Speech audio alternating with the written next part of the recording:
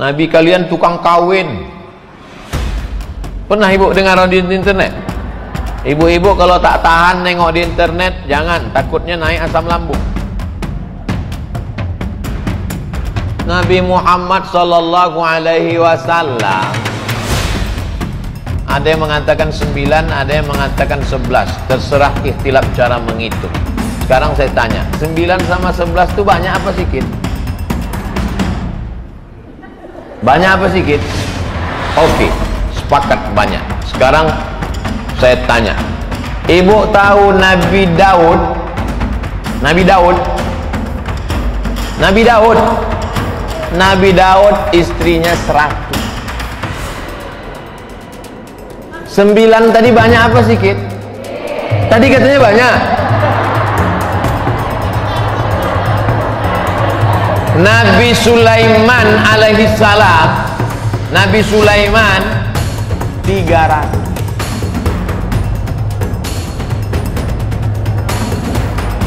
Nabi Muhammad kalau dia mau, ibu nanti mudah-mudahan punya duit bisa jalan-jalan ke Tiananmen Square di RRC. Ada kamar raja-raja kaisar, kamar bininya 1000. Raja Cina. Kira-kira orang Indonesia ada yang sebanyak itu? Ada buku, bukunya ada di rumah, menceritakan tentang raja di Pulau Sumatera, di kampung kita di Pulau Sumatera. Nama tempatnya tak boleh saya bacakan. Bininya 3000. 9 tadi banyak apa sedikit? Dari 9 itu yang gadis cuma 1, Sayyidatuna Aisyah. Kalau dia mau, amat sangat bisa. Jadi umat Islam mesti cerdas berpikir untuk membantah. Jangan diajak orang kita diam. Anak-anak kita mesti kita persenjatai dengan ilmu pengetahuan, biar supaya orang paham, orang mengerti.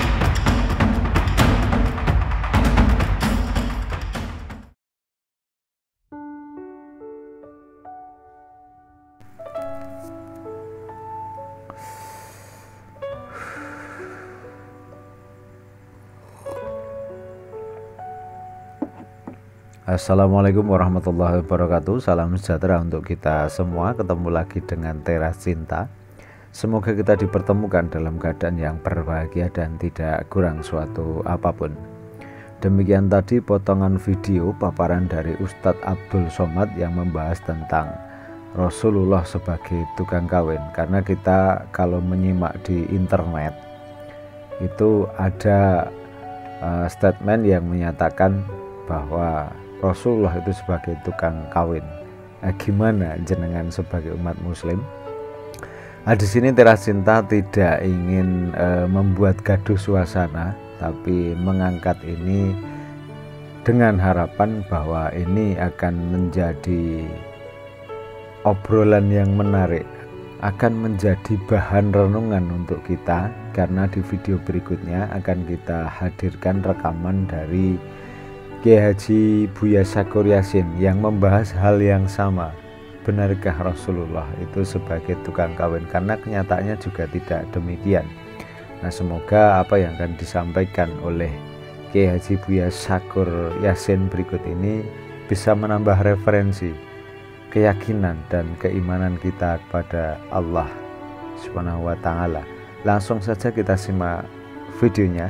Matur suwun, wassalamualaikum warahmatullahi wabarakatuh. Rahayu.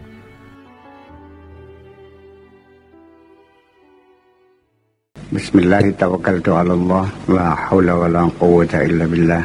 Asyhadu an la ilaha illallah wa asyhadu anna Muhammadar Rasulullah. Allahumma shalli ala sayyidina Muhammadin wa ala alihi wa sahabatihi ajma'in, ma ba'du. Di sini lalu kita terjebak menuduh Nabi tukang kawin, sekalipun dia tidak menuduh, tapi karena dia berucap setelah kawin lagi dan saya tegur bilangnya sunnah Rasul, itu sama dengan menohok Kanjeng Nabi kok, bahwa dia meyakini Nabi doyan rabi, kawin maneng kok. bocah pesan. Ini kan menjadi persoalan.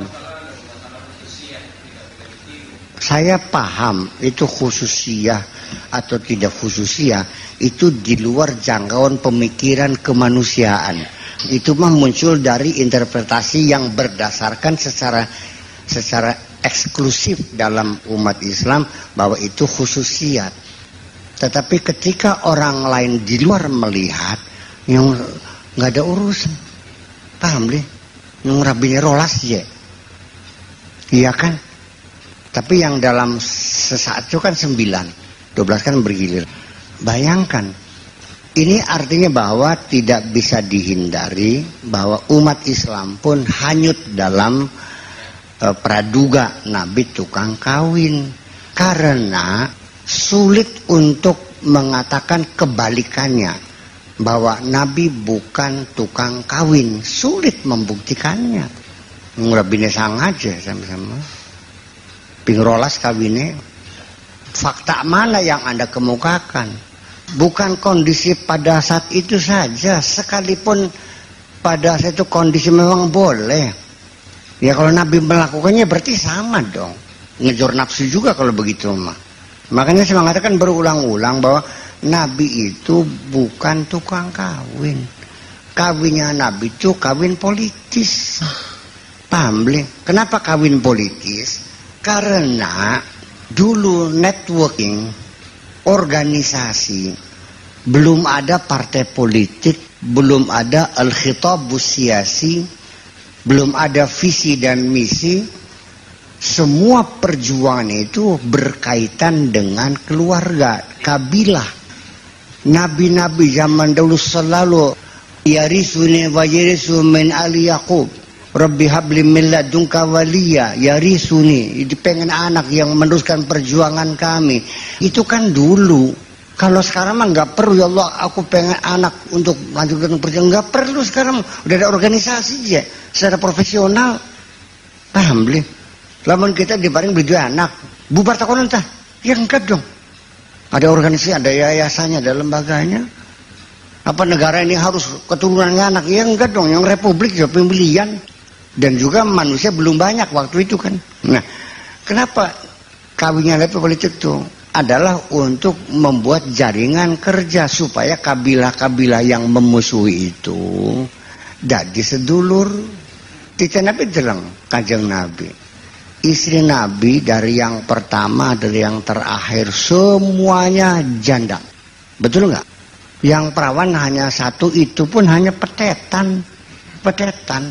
Karena disurung-surung akan ning bapaknya ki pengen jadi sedulur, dan bapaknya itu sahabat terdekat dari awal perjuangan, kepengen ada ikatan persaudaraan. Ya wis lah, mangga. Itulah dia Siti Aisyah. Dan saya menduga, mudah-mudahan dugaan saya benar, bahwa Siti Aisyah itu tidak pernah dijamah oleh Nabi kok, hanya sebagai istri hiasan saja. Ini karena saking hormatnya saya kepada Rasulullah. Ya kan begitu. Dunia gak senok-senok beja. Ya Humairah biaran diundang panggilnya bocah ayu, bocah gembleng, bocah dinokon mereka yang masih bocah aja. Oke, itu satu. Sekarang saya punya alat bukti psikologis. Apakah Nabi tukang kawin? Ingat enggak? Wong bakat tukang kawin biasanya badogane gede. Satene 40 tusuk, segane rong eblek urug maning. Orang tukang kawin selalu makanannya besar, terutama adalah protein hayawani. Barang kanjeng Nabi, nahnu qaumun la na'kulu hatta najul wa idza akalna la nasba'u. Kanjeng Nabi ku mangane cicik sedurunge warga mandeg kene, sekedar menghilangkan rasa lapar saja kok. Kontras ini nggak mungkin wong doyan kawin mangane cicik kok. Terus contohnya jangan bakal beli blending wetenge jelas apa kayak kita oke. Wong doyan rabi biasanya memanjakan istri saporete, sing penting gelem njaluk apa dituruti kabeh, sing penting gelem. Barang kanjeng Nabi ngancame beli timah tak pegat, Kun tahu wong rapi ku. Ini sampai sekarang nggak mungkin di tukang kawin kok. Iya tapi Kanjeng Nabi umur selawe kawin karo rangda 40 tahun kun ku tukang rapi kun ku. Ayo. Anak beli wong wadon sing ayu sing perawan sing demen Kanjeng Nabi. Akeh. Mau kasih wani barangnya meriang kabeh gini. Takut tidak diterima kan karena kewibawaan dan kehebatan Nabi luar biasa. Langka wadon sing menyatakan I love you langka. Bekai Nabi Yusuf di kepung-kepung udah Yusuf sendiri apa? Iya. Kenapa umur kawin dengan janda umur 40 tahun dan janda-janda 2 kali? Tukang kawin pun kok. Dia punya bukti dong. Sejak kapan Nabi kawin lagi? Dengan Khadijah murni hanya satu istri tercinta. Dia tidak pernah berpoligami. Khadijah meninggal umur 65, Kanjeng Nabi umurnya berapa? 50. Sewisa 50 nembe kawin maning. Kari wong doyan kawin ko awit umur pira. Beli mungkin wong tekan umur 50 ko. Wis kari loyo bek ngadil bicara ko. Nang bae. Perlu bukti ta. Masa seumur kita doyan rabi, bengen lagi nom kah? Umur selawe. Ayo ngacak ngaldina. Mubeng sagempore be kun go. Kang bad kita harus melihat. Ini adalah studi psikologis kita. Ya, kita harus paham seksiologi ini. Iya. Dan selalu seperti itu kita pahami. Jadi kita jangan melihat itu kan khususiat, itu namanya bukan jawaban. Itu yang buat orang jadi puas itu mah. Kita katakan inilah kondisinya seperti itu. Iya tapi siji mung siji sampai akhir hayat Khadijah itu tidak pernah dimadu. Dia suami yang setia. Ya. Ya itulah sebabnya bahwa Kanjeng Nabi mengangkat martabat wanita pada zaman itu, membatasi 4 itu sudah luar biasa. Nggak mungkin pada zaman itu langsung tak satu, nggak mungkin, nggak akan bisa diterima oleh masyarakat pada zaman itu. Yang budak masih oli, oh budak mah nggak ada batasan. Harun Rasid 400 ya. Harun Rasid 400 Pak Kubu. Jawarinya itu 400. Nah menurut Sita ya, di kitab ini juga 400 budak ya, cewek-cewek sing ayu-ayu ku langkas sing bleg ketumblek mung siji arane Kholisah. Kaedane kira-kira sing aran Harun Rasid ki budak satu ini. Iya. Baru beli wong ireng geteng Kholisah ku. Dimana budak-budak sing Romawi, sing Turki, sing Eropa, sing ayo beli kedelong kuwen sing demen iku. Konon. Oh, waya mati, Kholisah mati. Nah, lebih wadon ki ngadusi, ning gelunge ki ana jimate. Kiye barang isi. Harun Rasid mereka danan kira-kira ki wong ireng kenapa nang. Jadi jimat teku sampai saking dinggo Kholisah ku. Ini kan cerita semacam itu. Jadi artinya bahwa kita punten gini mah, jangan sekali-kali menduga Nabi tukang rabi. Aja nemen kan kah suudan Kanjeng Nabi ki. Ngenes kita makin ki. Iya. Kari marhaban mah iya pas salat-salat gini ki. Tapi di hati tidak pernah menghormatinya kok. Nabi dianggapnya tukang kawin. Masalah Nabi kongkon sembayang be nganyang pingsanga. Gimana akal kah? Iya. Dan itu dipola oleh mereka, non? Gaya itu dipola oleh mereka, sampai digambar karikatur Kanjeng Nabi ndak sebunter kayak semangka, ning durana bledogan wis merupus kadang bleduga bikin ya. Ning wong Denmark. Ya seperti itulah kira-kira. Jadi ya sira kok hormat tabli Kanjeng Nabi kok. Ndlog-dog beli sira ngarani Kanjeng Nabi doen rabi kok ndlog-dog tabli dikinti. Bulannya kita membaka anak wong kawin maning yang nggak ada urusan pribadi, tapi begitu bilangnya sunnah Rasul tak tampak dingin gini. Dalil mah kok kari-karian gini mah. Saya tersinggung Nabi disebut tukang kawin tuh. Jadi kawin-kawin, nah kertak-kertak bisa aja gawa-gawa daging waras. Alhamdulillah, los gemper ya los dia kan baik. Itu persoalannya. Tetapi saya untuk mengharamkan poligami juga tidak berani. Karena persoalannya apa? Melawan arus besar. Iya kan? Melawan arus besar. Karena umat Islam meyakini poligami selama ini dalam sejarah peradaban Islam, dari mulai Kanjeng Nabi mati sampai sekarang umat Islam berpoligami. Ya kan begitu? Ya terserah, di Indonesia mah hampir sama kok. Nabi Musa, Nabi saya, ya itu mah ya kira-kira lah, ya nggak ada masalah. Saya masalah lagi orang berpikir saya hormati kok. Masalah benar salah mah kedua. Yang penting dia berpikir kan.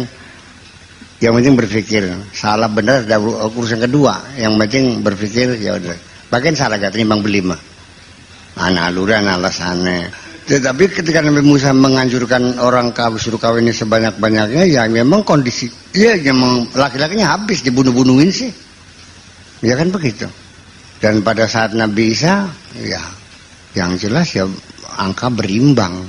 Ya kan, angka berimbang. Atau boleh terjadi laki-laki lebih banyak waktu itu, sedikit daripada perempuan, maka satu saja. Tetapi bahwa kemungkinan kelahiran perempuan lebih banyak daripada kemungkinan lahir laki-laki di dunia ini. Positif dengan negatif diwolak-walik ya ujung-ujungnya ya masih akan negatif ya barangnya mah dari positifnya. Selalu demikian. Nah makanya alasan orang Islam membenarkan poligami karena jumlah perempuan lebih banyak. Kalau hanya satu berarti sisanya diharamkan, artinya tidak diberi peluang untuk menikmati dunia ini. Ya silahkan, itu alasan. Ya kan begitu. Makanya persoalan poligami ujung-ujungnya bisa terjadi. Bisa terjadi. Disesuaikan pada kondisi yang ada. Sekarang kalau terjadi kekacauan besar negara ini karena korupsi sudah menggila, ya kan begitu, terjadi pemberontakan besar sehingga wah terjadi peperangan saudara, mati separa wong lanang ke. Nah ketika jumlah perempuan tidak berimbang dengan laki-laki, ketika itu tetap akan terjadi poligami. Dan saya katakan di negara-negara yang melarang poligami itu dipaksa oleh kondisi membuka keran lebar untuk mengurangi stres, kejahatan, pemerkosaan dan sebagainya, ya. Dipaksa untuk membuka pelacuran selebar-lebarnya untuk menampung kedahagaan orang ini. Silahkan. Di negara-negara yang poligami dilarang, harus monogami, pelacuran besar-besaran dan mengarah kepada masyarakat yang free sex. Paham likin ke? Apalagi na'udzubillah min dzalik, lamun terjadi nikah siri dihukum 12 tahun, ya kan? Nanti orang berhenti kawin kumpul kebo saja karena nggak dihukum sih.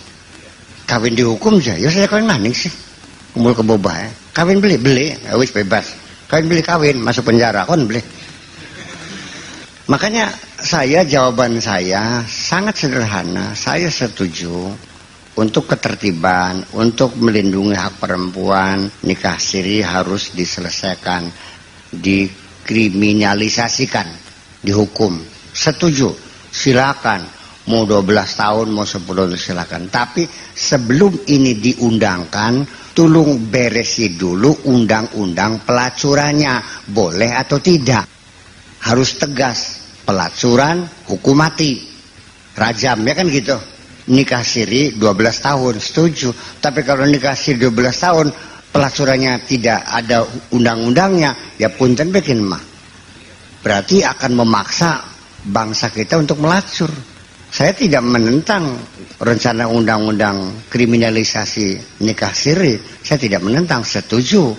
Tetapi syaratnya satu, pelacuran bagaimana statusnya, hukumannya berapa, perzinahan berapa hukumannya. Kalau presiden tidak mencuci piring ya isi bener baikin mah. Berarti sama dengan memaksa bangsa kita untuk melacur. Itu saja persoalannya. Teori ning TV One ngomong alurong itu dikor-kor kah? Masih gampang kita mah. Ini tidak di TV One tuh dialog tentang negara itu macam-macam alasan. Kita mah gampang-gampangan beli ruwet kita mah. Jelas mangga. 40 tahun nikah siri, saya setuju. Tapi pelacur ditetel jadi 300. Ngobakan buaya yang belanakan dingin. Iya kan? Jadi zuyina linnasi hubbu syahawat. Persoalan seks tidak pernah terselesaikan di dunia ini. Itu persoalan. Itu PR buat kita. Nggak bakal selesai. Sing negara menerapkan undang-undang rajam ki. Ada pelacur nggak? Ada. Hebat kan? Jadi memang tidak bisa penyakit purba sampai sekarang tetap berlangsung. Nah ya justru karena itu.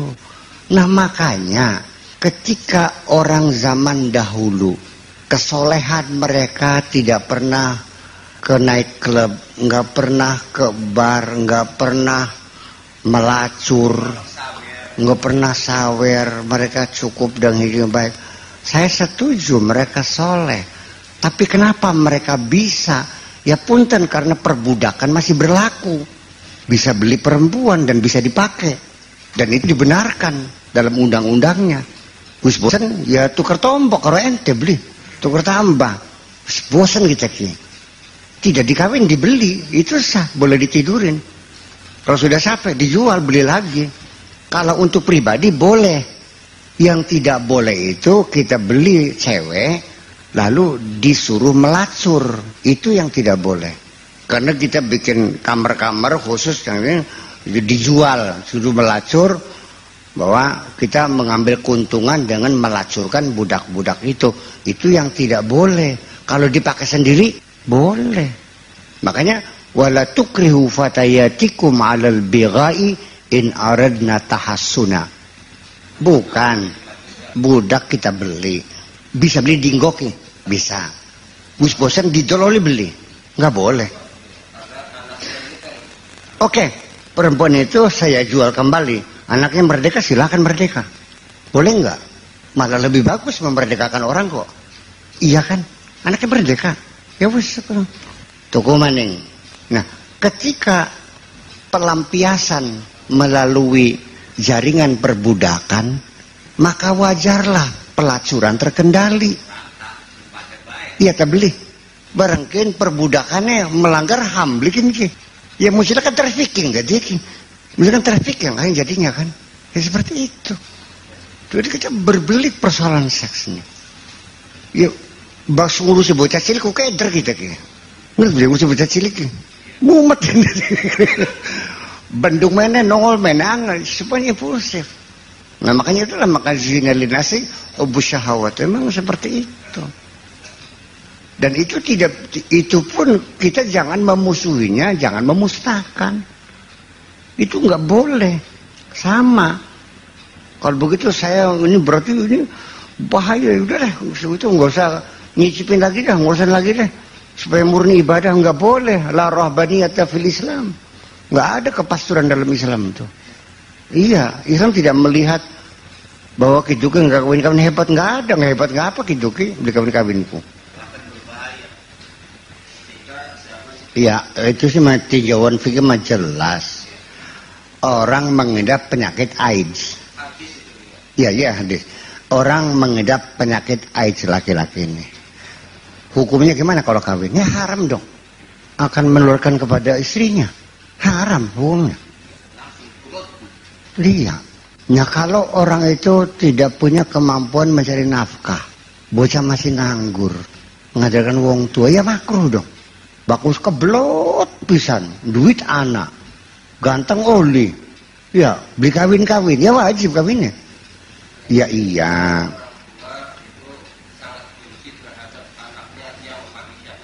Ya iya ya, maksudnya yang dikatakan faman raghiba an sunnati falaysa min itu bukan wajib kawin, Bukan berarti orang yang tidak kawin itu bukan golonganku, bukan.